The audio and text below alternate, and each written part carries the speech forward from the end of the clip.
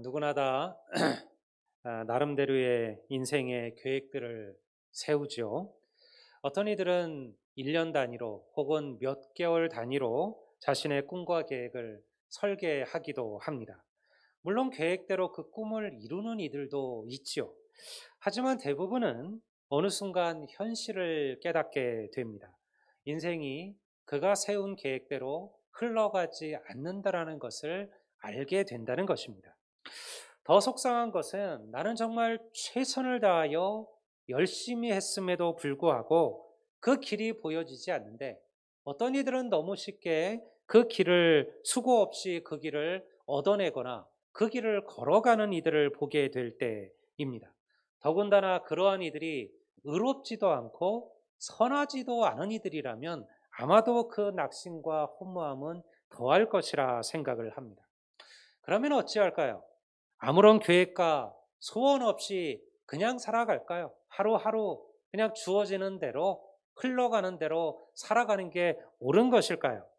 누구 말처럼 팔자는 어찌할 수 없는 것일까요?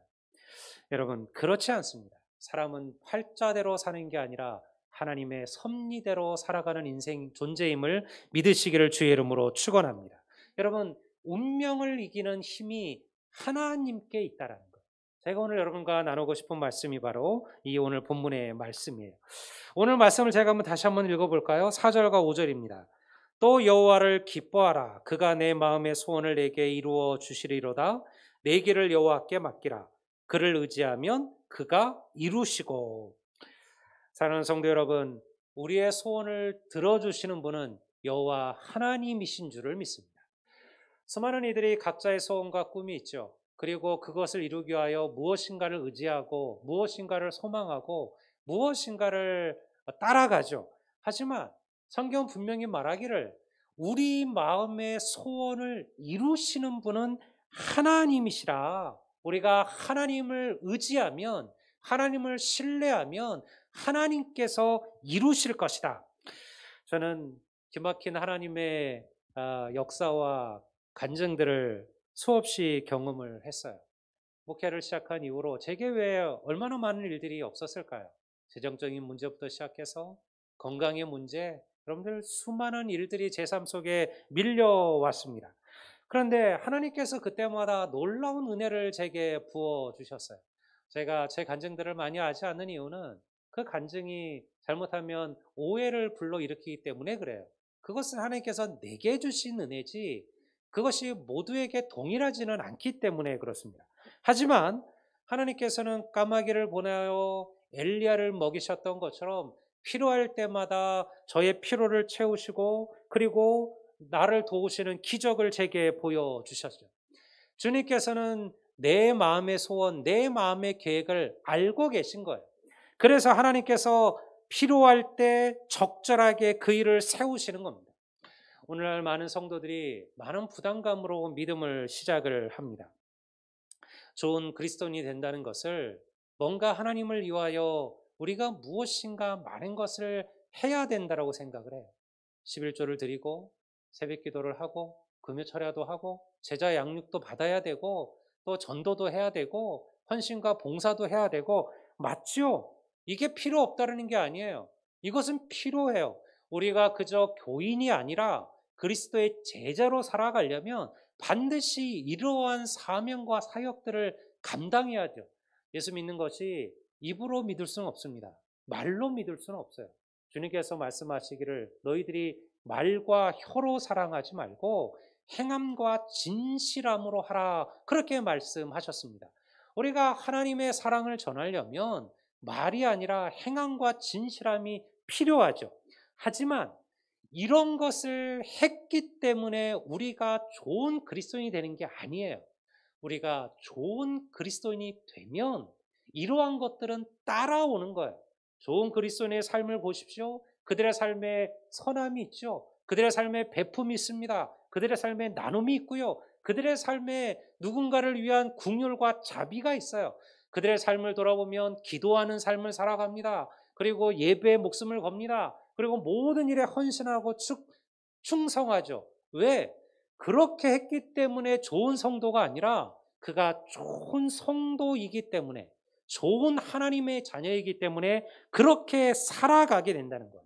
그러면 우리가 어떻게 해야 좋은 그리스도인, 좋은 성도가 될 수가 있을까요?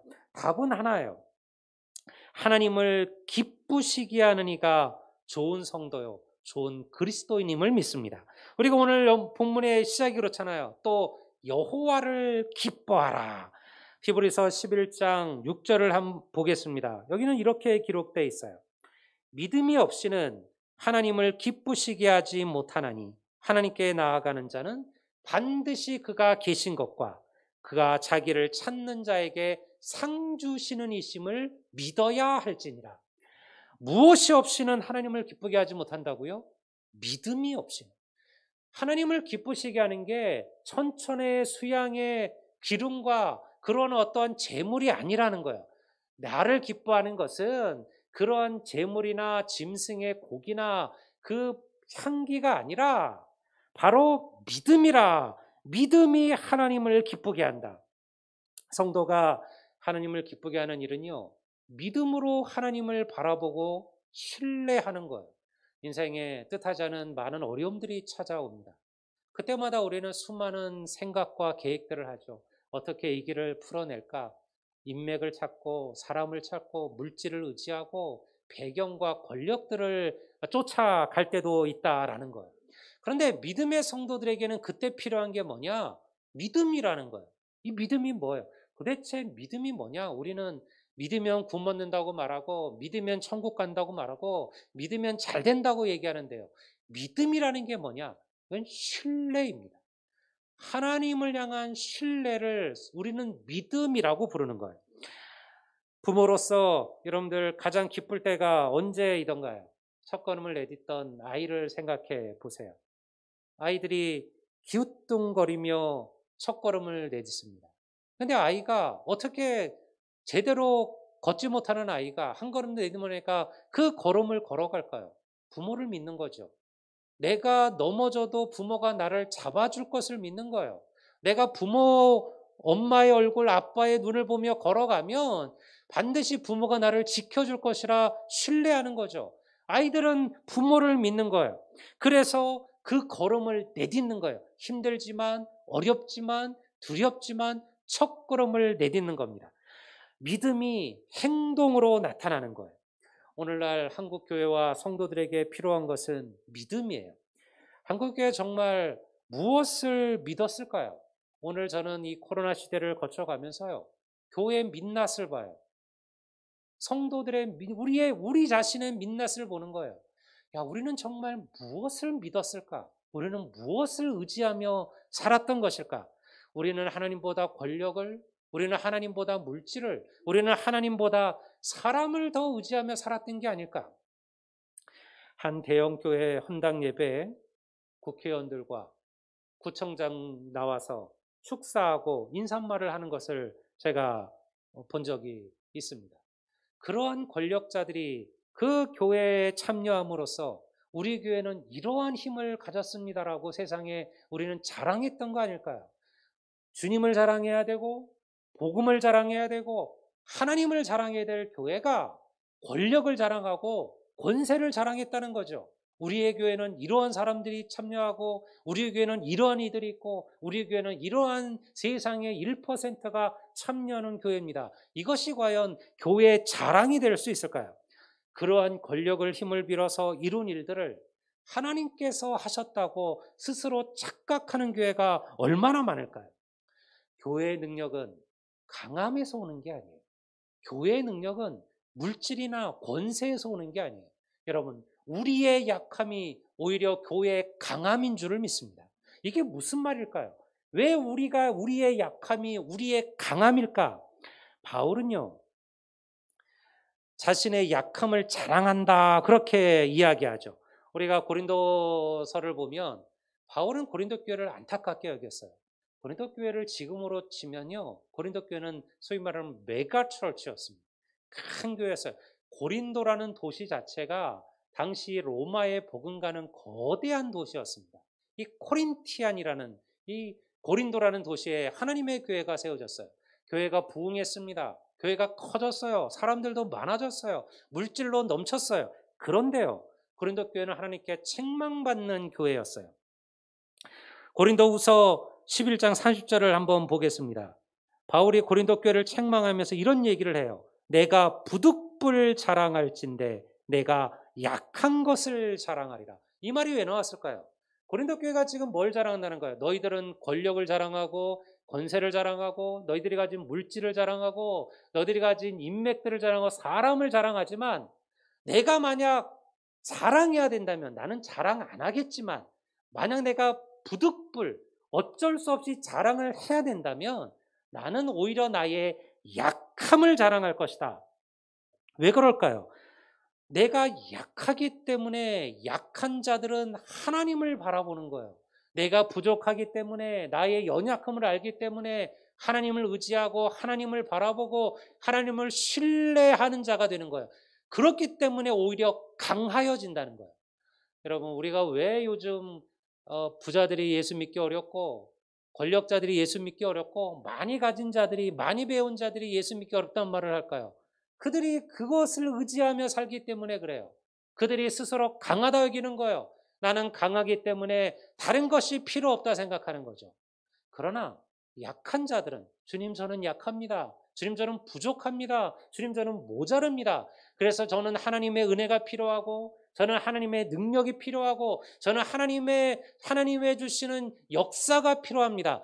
여러분, 그런 이들을 위하여 하나님께서 일하실 줄을 믿습니다. 그러니 강하여지는 거죠. 성도는 약하기 때문에 강하여지는 거예요. 사랑하는 성도 여러분, 지금 약하고 힘들고 어려우신가요? 하나님께서 여러분들을 위하여 일하실 때가 가까이 왔음을 믿으시기를 바랍니다. 스스로 강하다 생각하여 하나님 없이 사는 인생보다 약하여도 하나님 바라보고 사는 인생이 복된 인생이라는 거예요. 교회는 그래서 믿음으로 사는 겁니다. 우리가 믿음으로 걸어가면 하나님을 기쁘시게 하는 교회와 성도가 될 줄을 믿습니다. 하나님은 우리 인생을 위하여 완벽한 계획들을 세워 놓으셨어요. 그 계획은 좀 인생에 좀 살아봐야 되는 것 같아요. 그 당시에는 잘 몰라요.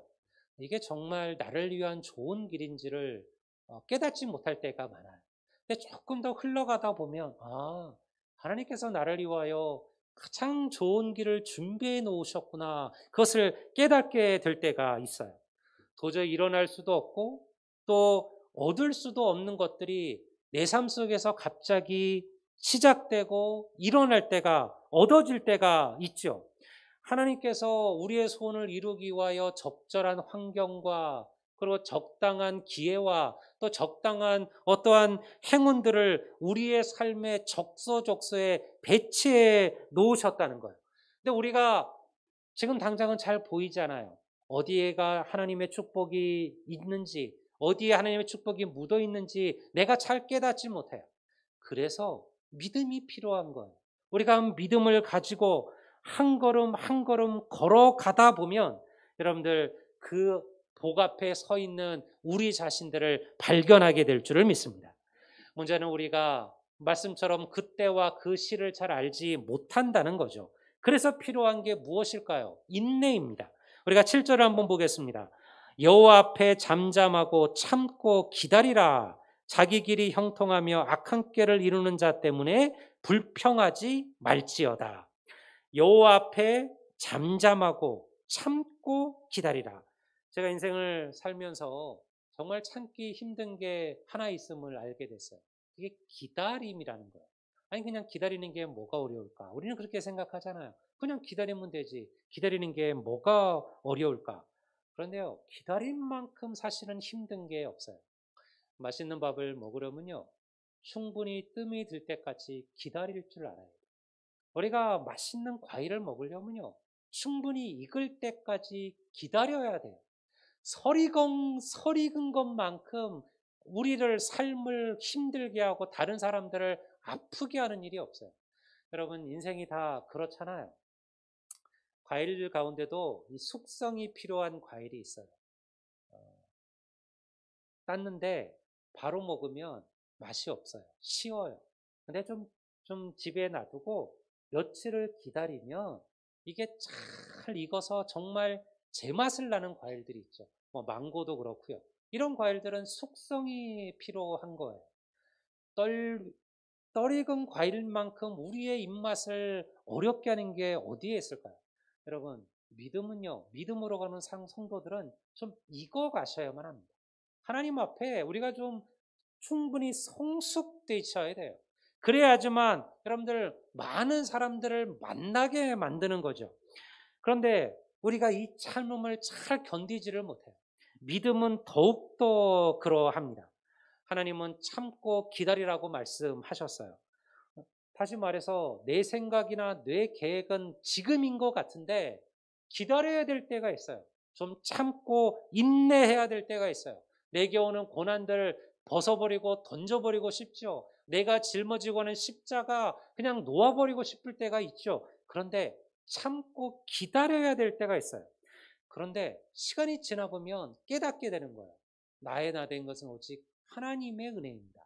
여러분, 이것이 기다림이 주는 열매라는 거예요. 사랑하는 성도 여러분, 은혜로운 교회는요, 기다림을 아는 교회입니다. 사람을 키우는 일은 기다림의 연속이에요. 우리가 좋은 집을 얻으려면 공사하는 그 복잡하고 시끄러운 시간들을 견디어야만 하잖아요. 그거 없이 그냥 갑자기 번듯한 집이 세워지는 법은 없어요. 철근도 삐죽삐죽 튀어나오고요. 콘크리트도 그냥 드러나 있고요. 매일같이 깨고 부수는 그 시끄러운 소리를 견디어내야 어느 순간 멋진 집을 보는 거 아니겠습니까? 제가 교회 오는 새로운 성도들을 만나면 항상 그런 얘기를 해요. 교회는 천사들이 사는 곳이 아닙니다. 교회에 오셨지만 사람 때문에 실망하고 사람 때문에 낙심할 수 있습니다. 그러나 저도 죄인이고 우리 모두가 다 죄인입니다. 사람 바라보지 마시고 하나님 바라보십시오. 그리고 참고 기다리고 인내하다 보면 그런 부족한 우리들도 하나님께서 그리스도의 향기로 만드실 것입니다. 저는 이 말이 맞다고 믿어요. 교회가 사실 천사만 다 모여서 살면 얼마나 좋을까요? 모든 예배가 막 매일같이 예배 못 드려서 안다라는 성도들만 있고 말씀 들으려고 여러분들 일찍 와서 자리 잡고 여러분들 기다리는 성도들만 있다 그러면 얼마나 좋아요. 서로 섬기고 베풀고 나누고 다 양보하고 희생할 수 있는 이들만 모여 사는 교회라면 얼마나 좋을까요? 근데 그런 교회는 없어요. 세상 어디 가도요. 그런 교회는 찾아볼 수가 없어요. 그런 천국 가서나 있는 교회. 우리는요. 다 부족한 인생들이에요. 제가 예전에 한번 그런 인사들을 한번 나눈 적이 있죠. 목사님과 인사하시라. 공사 중이어서 죄송하다. 아직 내가 만들어지는 중이라는 거예요. 근데 조금만 좀 기다려 달라는 거예요. 좀 기다려 주시면 제가 하나님이 조금 믿음의 집으로 지어질 겁니다. 이게 기다림이에요. 성도는요, 교회는 이 기다림이 필요합니다. 우리가 사람이 아니라 하나님을 보시는 겁니다. 그래서 너희들이 불평하지 말고 노를 그치고 그리고 분노하지 말라고 말하는 거죠. 이게 8절의 말씀이에요. 분을 그치며 노를 버리며 불평하지 말라. 오히려 악을 만들 뿐이니라. 우리가 6절에서 뭐라고 얘기했습니까? 여호와를 기뻐하라. 여호와를 기뻐하는 것은 우리의 믿음이라고 했어요. 우리가 믿음을 잃어버리면 나타나는 모습이 뭐냐? 그게 바로 분과 노와 불평이에요. 분노와 불평이라는 거죠. 믿음으로 사는 사람의 모습은 어때요? 기쁨과 감사예요. 내가 삶 속에 여러 가지 일들이 일어나요. 그런데 어떤 이들은 어떤 일을 앞에 항상 분노하고 항상 불평을 하는 이가 있고요. 어떤 이들은 그럼에도 기뻐하고 그럼에도 감사하는 이들이 있어요. 그게 믿음의 모습이에요. 우리가 믿음으로 살아가면요. 기쁨과 감사를 경험하게 돼요. 그렇다 믿음으로 산다고 해서 모든 환경들이 다 좋아진다는 얘기가 아니에요. 믿음으로 살아도 어려움이 오고 고난이 와요. 그런데요, 믿음으로 살면 그것들을 감당할 수 있는 힘이 생겨요.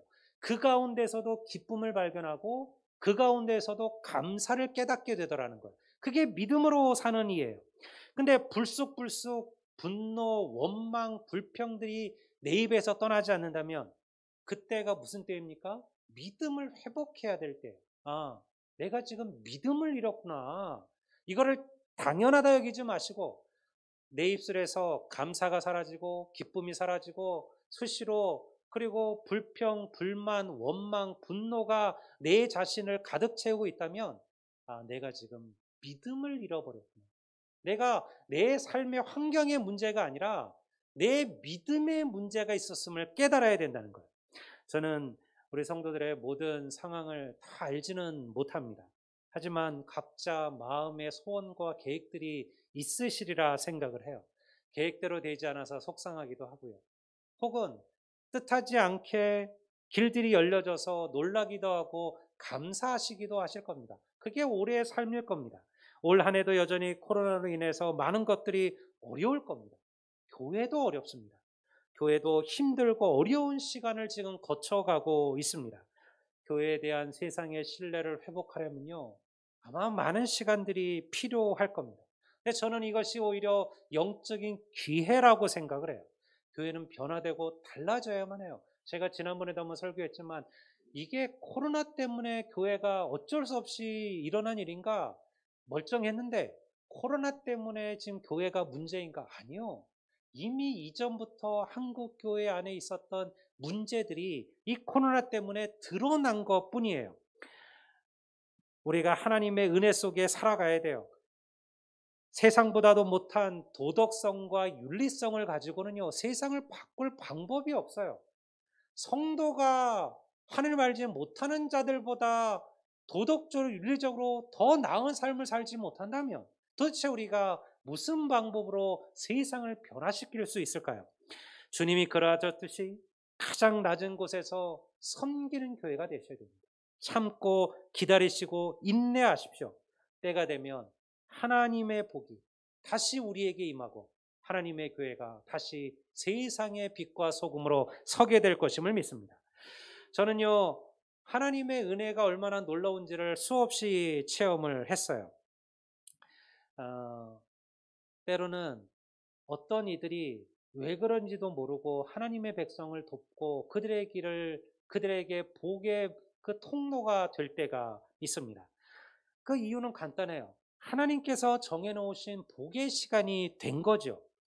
대간증을 하나 간단히 할까요? 제가 사단 군목으로 있을 때 우리 해하 연대교회를 건축하게 되었습니다.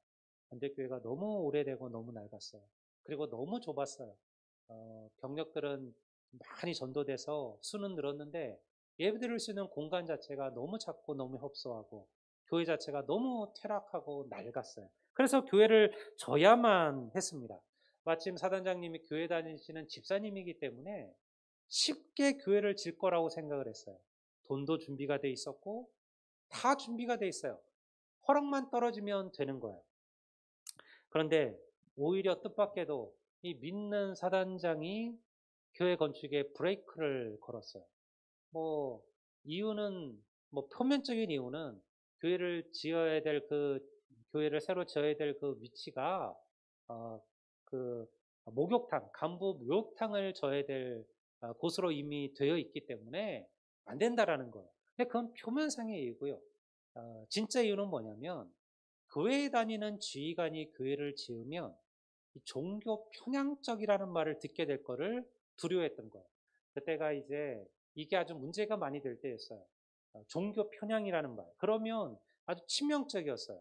너무 막 기독교 신자 지휘관이 와서 기독교만 챙긴다 이런 말을 들면 이게 문제가 되던 때였죠. 그러니까 이분이 이거를 좀 두려워했던 거예요. 몇 번 얘기를 했는데요. 잘 말을 듣지를 않으시는 거예요. 근데 하지만 저는 의심하지는 않고 걱정하지는 않았어요. 하나님께서 여기까지 준비하신 거 보면 반드시 하나님께서 무슨 방법으로든 역사하실 것이다. 어느 날 같이 사단에 있는 그 법사님, 스님이 이제 저의 방에 차를 한 잔 마시러 왔어요. 그래서 이런저런 얘기 하다가 뭐 제가 그냥 우연히 그런 얘기를 했어요. 교회를 지금 연대교를 새로 줘야 되는데 사단장님이 조금 부정적이어서 못 짓고 있다. 뭐 그런 얘기를 하고 어쨌든 흘러갔는데요. 며칠 뒤에 사장님이 저를 부른 거예요. 무슨 차 한잔 드시고 하시라고. 들어갔더니까요.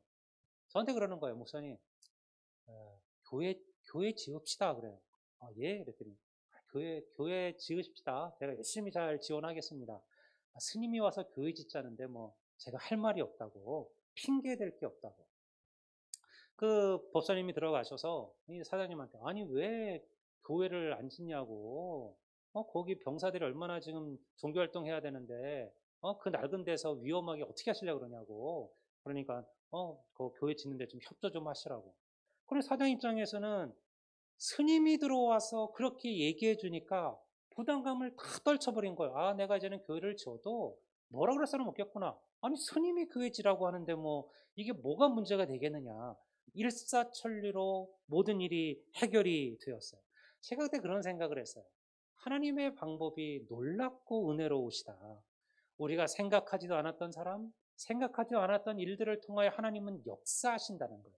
이러한 기적들이 여러분의 삶 속에도 오래 나타나게 되기를 주의 이름으로 축원합니다. 여러분, 그러니 낙심하지 마시고요. 부정적인 마음으로 하나님의 역사를 제한하지도 마십시오.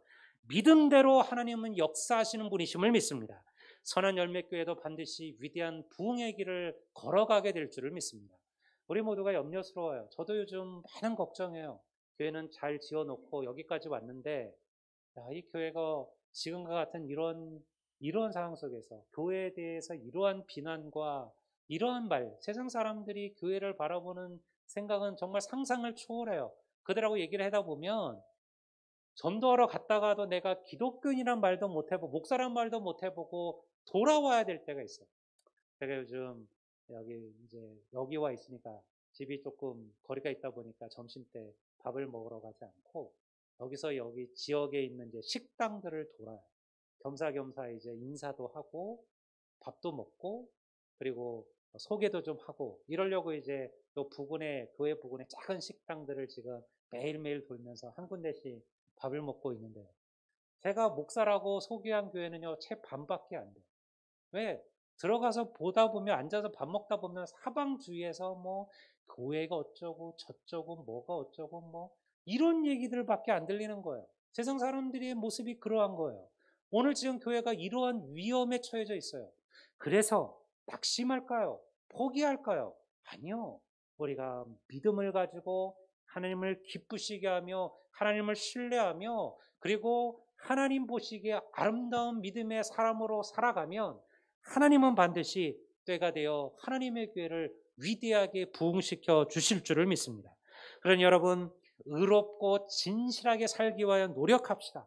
베푸십시오. 남을 선대하십시오. 불평과 원망이 아니라 감사와 기쁨으로 살아가십시오. 그러면 하나님의 복이 여러분과 여러분의 가정 가운데 임하게 될 줄을 믿습니다.